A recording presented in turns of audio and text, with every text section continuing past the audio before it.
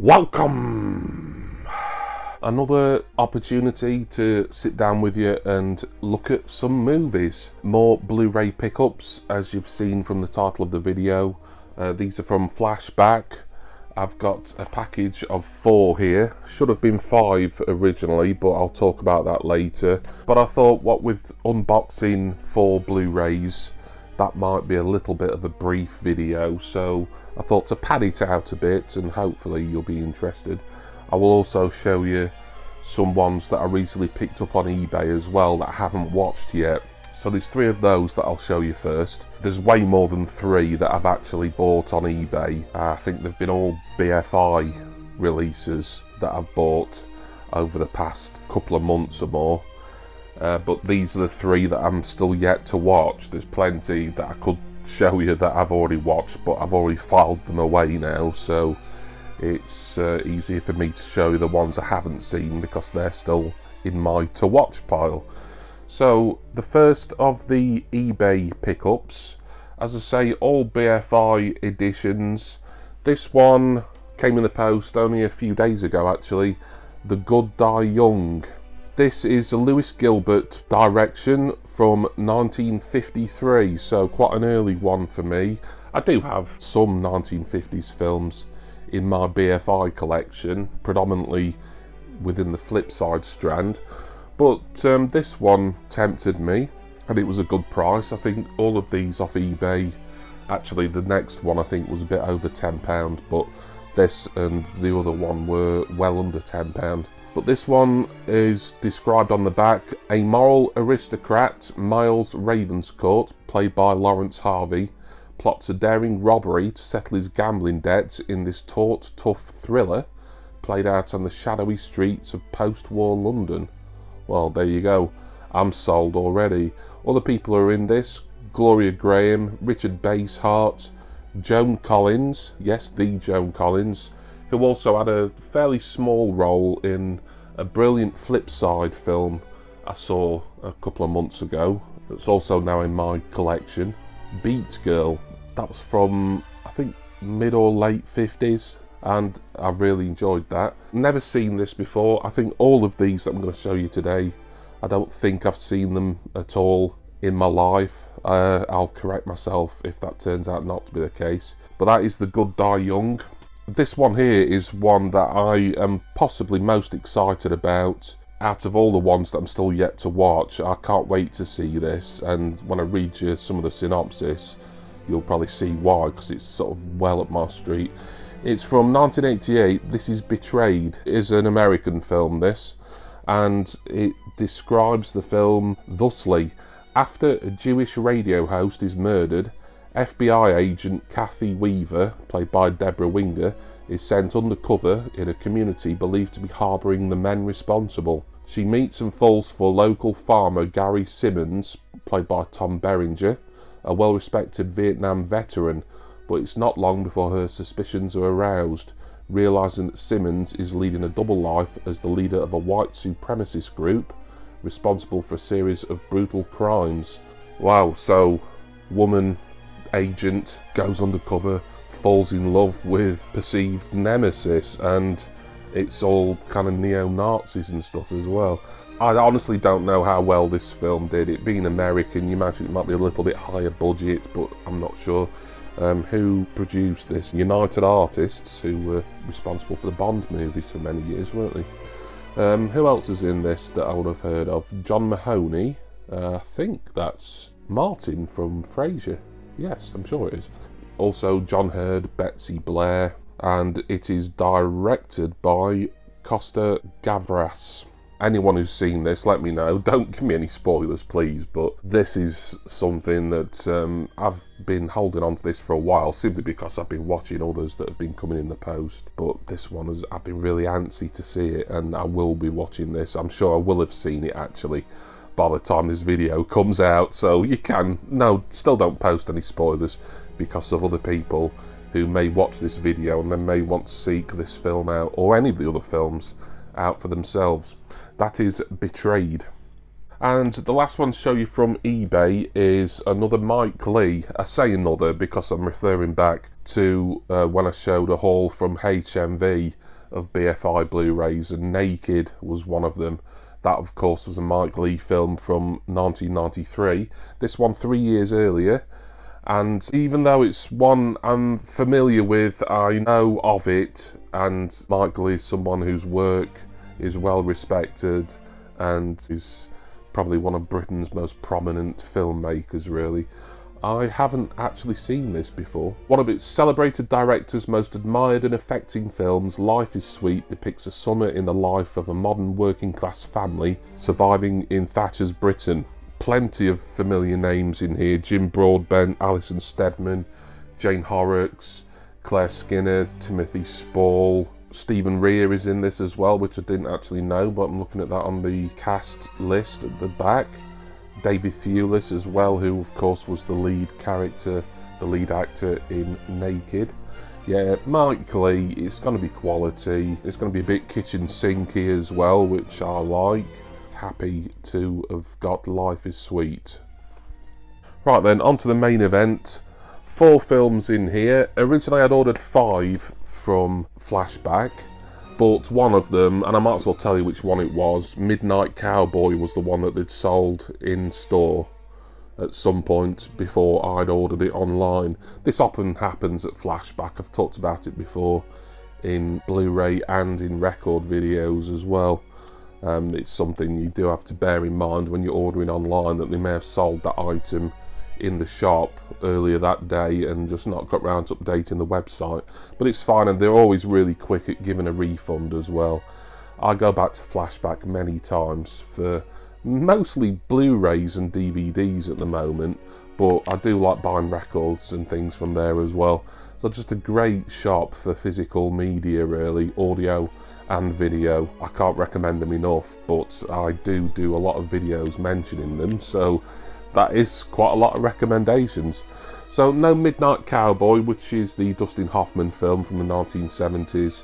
I'm sure I'll get to see it at some point, pick up a cheap copy or stream it or whatever. It was just something I added to the basket, but there's still 4 here that I do now own. They're not all BFI editions, by the way. There's at least 1 in here, but this isn't a BFI specific video, I should say.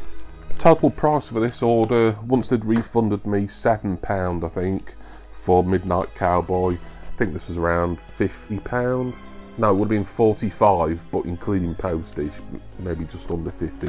Because I think out of the 4 here, 1 was 15, but that's quite a newish release, and the rest were all £10. I'm just grabbing these and I'll take them from the top.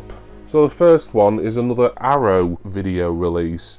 Thank you to everyone who watched my Camp Arrow Summer Sale Blu-ray haul. That was a surprisingly popular video for me, really, and obviously there's some fans of Arrow and their releases out there, and I wanted to add to my Arrow collection as well. I figured if I saw anything with the Arrow imprint that really tempted me, I would get it, and this one, Willy Lommel's Tenderness of the Wolves, certainly tempted me. It's a German language film, which I'm fine with, you know, it provides English subtitles, obviously. And I looked this up and it just seemed absolutely fascinating to me. I'll read a bit of the bump from the back. Fritz Hamann, aka the Butcher of Hanover and the Vampire of Hanover, was a German serial killer responsible for the murders of 24 boys and young men during the so-called years of crisis between the wars.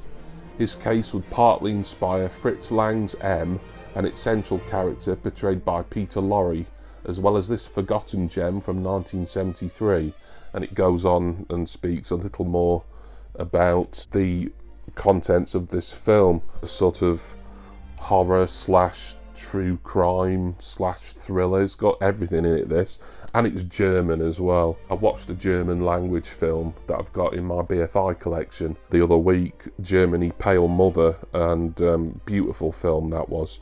The Germans and cinema, I think for me, they just do it to perfection, or at least they did for a certain time in the late 20th century. I'm just opening this one up just to show you It's like a dual edition, similar to BFI's dual editions, where we've got a Blu-ray and then also the same contents on DVD. A little bit of a booklet there. I won't go into it because I can see that this video is going a little longer than I thought it would. I'll enjoy flicking through that as I'm watching this. Interesting thing, that Tenderness of the Wolves. Next one, this is a BFI edition. It is under the Adelphi collection umbrella, which I'm not entirely sure what that is, but I think Adelphi may have been some sort of post-war comedy imprint, like a comedy production company, as this is a comedy double bill. Is Your Honeymoon Really Necessary? And My Wife's Lodger, and I think both of those have got Diana Dawes in them. I'd kind of seen this one advertised and around on eBay mainly, and I noticed that it was at £10 at Flashback, the German film. That was a tenner as well. But, you know, there's two films in one here. I figured pick this up. If it's got the BFI logo on it, then it'll fit my collection, certainly. How long are the films? They're both fairly long, both 79 minutes each, so it's not like you're getting two shorts or anything like that. Could be a good kind of double header for me one evening. Diana Dawes, I'm more familiar with her roles in kind of the 70s sex comedies, where admittedly her peak had come at least a good decade or two before those, and she was kind of winding down her career by then. But I know she was certainly the sex symbol in UK comedy in the 50s, and here's two great examples of that, apparently. Looking forward to seeing both of those ones there. And they're both from, well, one's 1953, presumably Is Your Honeymoon Really Necessary? And My Wife's Lodger is 1952. Right, on to the big purchase, big in price as it was £5 more dearer than the rest. It's a fairly new release, this. It was out either earlier this year or late last year. I'm looking on the back here to see if I can see a copyright date. I mean, it tells you what year it was out, 1975. When I heard this was getting re-released in the BFI dual format series, it did tempt me, even though it stars a band who I wouldn't say I'm a fan of. I've got one of their singles, I like certain other tracks of theirs. Instead of me waffling on any longer, I'll just show you. Slade in Flame. Directed by Richard Loncraine. I've got a couple more of his directed films in my collection. This one's nice. It comes with a slipcase, which not all of them do. So this was £15, which if you go on eBay and you look this up, they kind of started around that price and going up anyway, really. Though it is second hand, obviously, this is probably the cheapest that there is. Once again, nice glossy booklet in there. It's got the Blu-ray and also the DVD as well. I don't know why some of these are Blu-ray only and other releases are Blu-ray and DVD. There must be some reasoning behind it. I think this was called, yes, in fact it says so in the bump on the back, described as the Citizen Kane of British pop movies by critic Mark Kermode. Slade in Flame delighted audiences when it was released in 1975 at the height of the legendary glam rock band's success. When I was reading about it again recently, it seemed to get quite a lukewarm reception from what I saw, and people thought it was a little bit sort of serious for something that had the four cheeky chappies in Slade. I mean, they play a band called Flame, so it's not really, I mean, I suppose it's at least semi-autobiographical. I couldn't honestly say, especially with having never watched it. But I know there's a lot of fans of this film out there, and after watching it, I'm sure I'll become another one, really. I haven't really talked about any extras on any of these, but there's plenty of extras on the BFI editions, and I think on the Arrow video release as well, as there always is. Ah yes, now this is a release from this year because one of the extras has got a 2025 date on it, so that would have been produced probably right before this film was due to be manufactured, or this edition manufactured, I should say. Also stars, along with the members of Slade, Tom Conti, Alan Lake. Looking forward to Slade in Flame. Extra £5 compared to the rest, but it's a new release. It's more than that if you buy it brand new from HMV or wherever you may buy your physical media. happy to have got that. And finally, this one, not a BFI edition, but it had caught my eye a few times at Flashback. It's from Network, a DVD and Blu-ray company who I've talked about before. They went out of business a couple of years ago, and because they did such incredible work releasing old British sitcoms and TV drama, it was a heartbreaking thing really that Network went out of business. But this was a film that they released in the British Film collection, and it is The Mindbenders.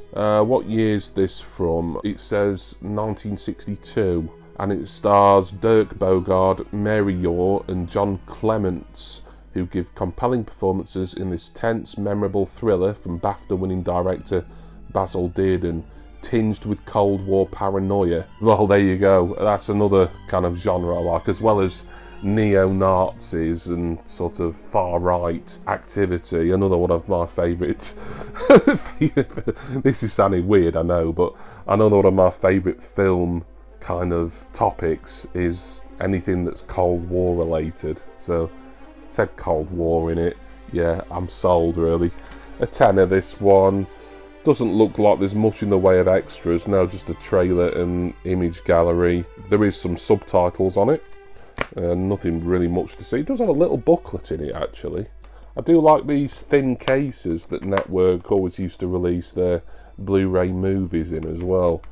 I wish more companies adopted this thin case, as well, when you're stacking them you can just get more in a pile really, can't you? Oh, Mindbenders there. So that was my haul from Flashback, along with the 3 recent or recent-ish pickups from eBay that I've not yet managed to watch. I want to say thank you all for watching this. Hope you didn't mind indulging me in another of my Blu-ray collecting adventures here today on YouTube. I'm just loving discovering all these films. Almost all of them, maybe with the odd exception occasionally, I'd never seen before, and I'm amassing a really nice little collection here. I always say though that this isn't a movie YouTube channel or even a Blu-ray or DVD collecting YouTube channel. I will do these videos from time to time, but it is mainly about the music and the records here. But as I say, if you enjoy watching me show the latest Blu-ray and movie pickups, and the last video in this ilk that I put out seemed to indicate that, then I will do these again from time to time. Special thanks to my wonderful subscribers and generous patrons. I'm going to go now. Loads to go away and watch. The 3 BFI editions from eBay that I showed you, and then these 4 here unboxed today from Flashback in London. Which would you start with first? Any of these that you've seen before? Please leave a comment, let me know. Like I say, I'd appreciate no spoilers though, if not for my benefit, then for the benefit of others who may want to watch any of these themselves. And I do hope that all of you will join me again next time for my next Blu-ray collecting video. Cheers everyone. See ya.